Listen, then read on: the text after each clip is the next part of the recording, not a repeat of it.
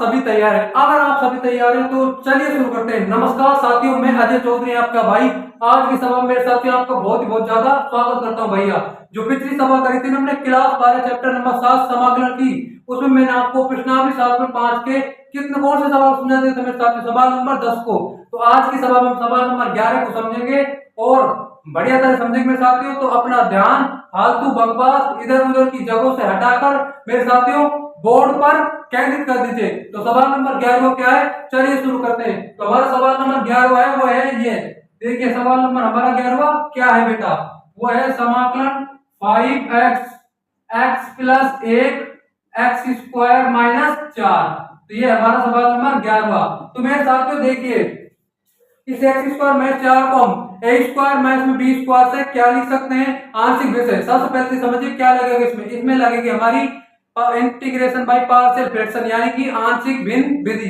तो कैसे लगेगी, a स्क्वायर माइनस में b स्क्वायर कितना हो जाएगा, a minus b a plus b। इसका हम उपयोग करेंगे। तो लगा दो मेरे साथ, देखो भैया समाकलन 5x डिवाइड में x plus 1 x plus 2 x minus 2 dx। अब क्या करेंगे मेरे साथियों, अब कुछ नहीं करेंगे, अब आंशिक भिन्न विधि लगाएंगे। तो आंशिक भिन्न विधि कैसे लगेगी, ऐसे लगेगी। क्या ये हमारा सब पहले मुझे बताइए, is this a rational function और नॉट, क्या ये एक परिमेय फलन है या नहीं है? हाँ जी ये परिमेय फलन। मेरे साथ तो कैसे पता लगाया, क्योंकि हर में जो x की घात है ना वो अंश में x की घात से अधिक होनी चाहिए। तो अधिक जरूर है, बिल्कुल है, 3 घात x की। तो देखिए 5x डिवाइड में x plus 1 x plus 2 x minus 2। क्या मानेंगे मेरे साथ, इसे मानेंगे हम a डिवाइड में x plus 1 plus b divide में x plus 2 plus c x minus 2। अब क्या करेंगे मेरे साथियों, अब इन सभी को इधर मल्टीप्लाई करेंगे। तो x प्लस 1 से x प्लस 1 कैंसिल हो जाएगा, बचेगा क्या x प्लस 2 x माइनस 2। बचेगा क्या x प्लस 2 x माइनस 2। तो हमने a लिख दिया x plus 2 x minus 2 plus x plus 2 से x प्लस 2 कैंसिल। अब क्या बचेगा हमारे पास x प्लस 1 और x प्लस x माइनस 2 यानी कि b x प्लस 1 और x माइनस 2। और इससे क्या कैंसिल हो जाएगा मेरे साथियों, x माइनस 2 से x माइनस 2 कैंसिल। बचेगा क्या हमारे पास बचेगा क्या x प्लस 1 और x प्लस 2। तो मेरे साथियों लगाते हैं इसको x प्लस 1 x प्लस 2। अब क्या करा जाएगा, अब मेरे साथियों कुछ नहीं करा जाएगा, अब इतना सा करेंगे हम मेरे साथियों x बराबर 1, इसे हम समीकरण नंबर 1 मान लेते हैं, इसे समीकरण नंबर 2। अब a और b और c का मान ज्ञात करेंगे। और a b c का मान हम कैसे ज्ञात करेंगे, चलिए देख लेते हैं। इसका ज्ञात करने का एक आसान सा तरीका है मेरे साथियों, जो हमारा समीकरण नंबर 1 है ना, इसमें से x की वैल्यू एक बार तो -1 रख दीजिएगा, एक बार आप -2 रख देंगे और एक बार आप 2 रख देंगे। तो आपके पास ए बी सी की वैल्यू इजीली आप फाइंड आउट कर पाओगे। तो रखते हैं x बराबर हम -1 रखते हैं। तो x बराबर हमने -1 रखा, 5 गुना -1 बराबर में a, x की वैल्यू कितनी है -1 प्लस 2 -1 -2 प्लस b, ये तो 0 हो जाएंगे मेरे साथ। सारे के सारे पद कितने हो जाएंगे भैया 0 प्लस c -1 प्लस 1 -1 प्लस 2, ये तो क्या हो जाएगा हमारा वाला, ये किसका सारा पद यानी कि b, क्योंकि 0 हो जाएगा। -1 प्लस 1 0 और इधर देखिए -1 प्लस 1 0, तो ये तो हमारा 0 हो जाएगा। बचेगा क्या ये वाला, इसको मेरे साथियों इधर देख लेते हैं, -5 बराबर a -1 प्लस 2 कितना बचेगा हमारे पास 1, और ये कितना हो जाएगा -3 यानी कि 1 -3। तो आपके पास जो a की वैल्यू आ जाएगी मेरे साथियों आ जाएगी भैया 5/3, क्योंकि -5 और -3 माइनस से माइनस कैंसिल आउट हो जाएगा। अब बात करते हैं मेरे साथियों क्या, अरे भैया स्पेस नहीं है, बोर्ड छोटा है, सपना बहुत बड़ा है मेरे साथियों, बोर्ड ही तो छोटा है। अब इसे थोड़ा सा मिटा देते हैं, मिटा देते हैं। तो चलिए मिटा देते हैं इन स्टेपों को हमारे। उसके बाद हम क्या करेंगे, उसके बाद मेरे साथियों हम करेंगे, देखो यहां पर लिख रहा हूं 5x डिवाइड में x प्लस 1 x प्लस 2 और हमारे पास क्या था x माइनस 2, यानी कि a by x plus 1 plus में b by x plus 2 plus में c बाई x माइनस 2, हमारा समीकरण नंबर 2। अब हम समीकरण नंबर 2 में x बराबर कितनी रखेंगे -2। समीकरण नंबर 2 क्या था, 5 गुणे x था तो -2 लिख दिया, और समीकरण नंबर 2 में क्या होगा मेरे साथियों, समीकरण नंबर 2 यही तो था हमारा ए, इससे ये तो ये कैंसिल हो गया था, यानी x plus 2 minus 2 plus 2 minus 2 minus 2 कितना हो गया, माइनस 2 माइनस 2। अब मेरे साथियों क्या करेंगे, हम प्लस चिन्ह लगा देंगे b। b क्या था, x प्लस 2 से x प्लस 2 कैंसिल, यानी कि x प्लस 1 और x माइनस 2। तो भैया x की वैल्यू हम क्या रख रहे हैं, इस बार x की वैल्यू हम रख रहे हैं माइनस 2। x की वैल्यू माइनस 2 रखेंगे तो माइनस 2 प्लस 1 कितना हो गया, माइनस 2 प्लस 1, और मेरे साथियों ये बच गया x माइनस 2, यानी कि माइनस 2 माइनस 2। उसके बाद हमारे पास c क्या था, c होगा हमारे पास x माइनस 2 से, जब x माइनस 2 कैंसिल आउट हो जाएगा तो हमारे पास x प्लस 1 और x प्लस 2 बचेगा। तो रख देते हैं मेरे साथियों c की वैल्यू x प्लस 1, हम क्या वैल्यू रखेंगे, x बराबर माइनस 2, तो माइनस 2 प्लस 1 माइनस 2 प्लस 2, ये वाला पद 0 और ये वाला पद 0, क्योंकि माइनस 2 प्लस 2 0, यहाँ पर भी माइनस 2 प्लस 2 0 हो गया मेरे साथियों। तो बचेगा क्या हमारे पास, सिर्फ ये वाला पद माइनस 10, हमारे पास माइनस 10 हो गया। p की वैल्यू माइनस 2 प्लस 1 माइनस 1 और माइनस 2 माइनस 2 कितने हो जाएंगे मेरे साथियों, माइनस में 4। तो ये हमारी माइनस में 4 हो गई, माइनस और माइनस कितना हो जाएगा, प्लस, कितनी हो गई बेटा, प्लस, यानी कि माइनस 10 बराबर 4b।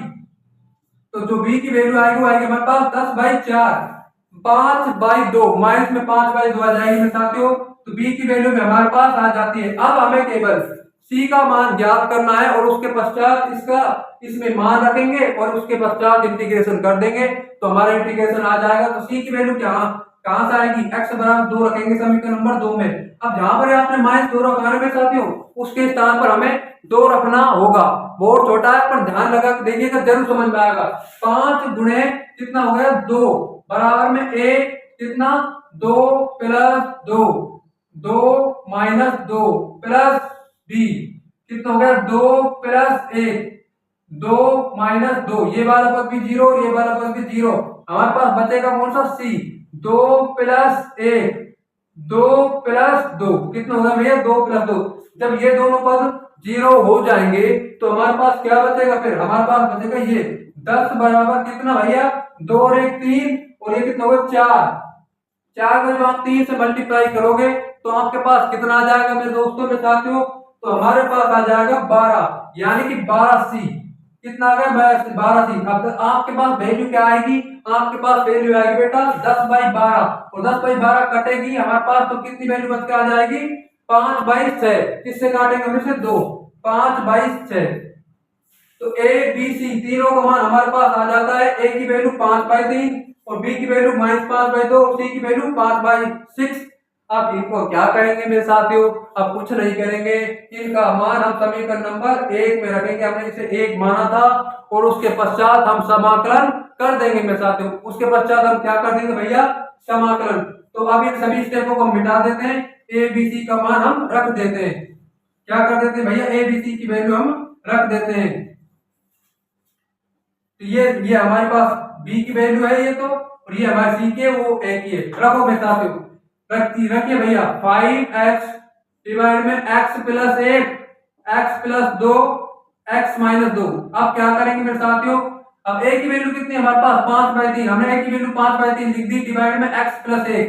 b की वैल्यू कितनी है हमारे पास, जो b की वैल्यू है वो है हमारे पास भैया कितनी, 5/-5/2। तो b की वैल्यू हमने -5/2 लिख दी, डिवाइड में x प्लस 2। और हमारे पास c की वैल्यू कितनी है, 5/6। कितनी है बेटा, 5/6। तो c की वैल्यू हमने लिख दी 5/6। और हमारे पास क्या वैल्यू चाहिए हमें, अब तो हमें कुछ नहीं चाहिए, डायरेक्ट इंटीग्रेशन कर देंगे मेरे साथियों। और इनका डायरेक्ट इंटीग्रेशन क्या हो जाएगा, डायरेक्ट लॉग ओवर क्यों हो जाएगा, x प्लस 1 का अवकलन 1 होता है, x प्लस 2 का अवकलन 1 होता है, x में 2 का अवकलन भी 1 होता है। और ये आपको अंश में नजर आ जाएंगे बिना किसी दिक्कत और समस्या के। अवकलन हो चाहे समाकलन हो, अचर राशि है ना ये बाहर आ जाएंगी। तो समाकलन कर देते हैं मेरे साथियों, क्या कर देते हैं भैया, इंटीग्रेशन। समाकलन 5x डिवाइड में x plus 1 x plus 2 x minus 2, भाई x plus 1 x plus 2 x minus 2। आप क्या करेंगे, पावर यानी कि अचर राशि हमारी बाहर आ जाएगी 1/x प्लस 1, अचर राशि बाहर आ गई, यहाँ पर भी 1/x प्लस 2, और अचर राशि यहाँ से भी बाहर आ जाती है। तो हमारे पास क्या बचेगी x माइनस टू। अब क्या करेंगे, अब तो इनका इंटीग्रेशन कर देंगे और इंटीग्रेशन डायरेक्ट लोगों पर हो जाएगा 5/3 log x प्लस 1। क्यों होया बताइए मेरे साथ, डायरेक्ट लोगों पर होने का क्या रीजन है, तो वो एक ही रीजन है क्योंकि इसका अवकलन आपको डायरेक्ट अंश में दिख रहा है और जिस भी फलन में हर का अवकलन अगर आपको अंश में दिख जाए तो डायरेक्ट लोगों पर हो जाता है। जैसे कि ये रहा मेरे साथियों sin x माइनस में cos x डिवाइड में cos x माइनस में sin x। देख लीजिए मेरे साथियों, और देख लीजिए e की पावर x माइनस में e की पावर माइनस x डिवाइड में e की पावर x प्लस में e की पावर माइनस x डायरेक्ट लोगों पर हो जाएगा बिना किसी दिक्कत और समस्या के। माइनस में 5/2 log x प्लस 2 प्लस 5/6 यहां से बाहर आ जाता है log x minus 2। This is the final answer for this question. Plus C समाकलन गुणांक, ये हमारा फाइनल आंसर है। क्या है 5/3 भाई 5/3 log कितना होगा मेरे साथ 5/3 log मोड में x प्लस 1 और बाद में यहाँ पास माइनस 5/2 log मोड में x प्लस 2 लास्ट में है प्लस 5/6 log मोड में x माइनस 2 प्लस सी। तो ये हमारा मेरे साथियों फाइनल आंसर हो जाता है। अब मेरे साथियों आज की बात कर लेते हैं एक अच्छी सी, मेरे दोस्तों और मेरे साथियों, जो आज के समय में हमारे साथियों की जो सबसे बड़ी समस्या है ना कि कोई छोटी सी बात हुई, कोई छोटी सी बात होने पर ही अपने सार्थक लक्ष्य को, अपने सार्थक टारगेट को मेरे साथियों वो भूल जाते हैं।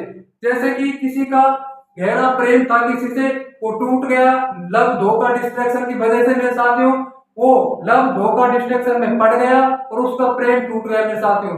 तो लोग क्या समझते हैं, ये वो चीज मेरी जिंदगी थी, वो व्यक्ति मेरा जिंदगी था मेरे साथियों। नहीं मेरे साथियों, वो सारी चीजें क्या होती है टेम्परेरी होती है।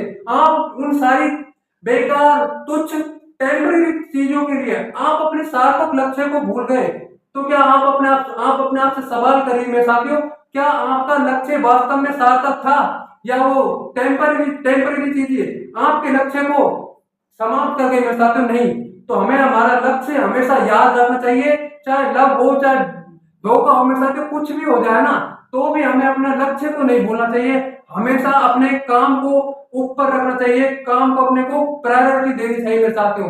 ये छोटी मोटी चीजें थोड़ी ना आपको रोक पाएंगे आपके लक्ष्य से। तो मेरे साथियों अगर आपको इस सभा से कुछ भी सीखने को मिला हो ना यार, अगर कुछ भी मिला हो तो प्लीज इस ज्ञानी मैथ फिजिक्स यूट्यूब चैनल को जरूर सब्सक्राइब करें। Thanks for watching.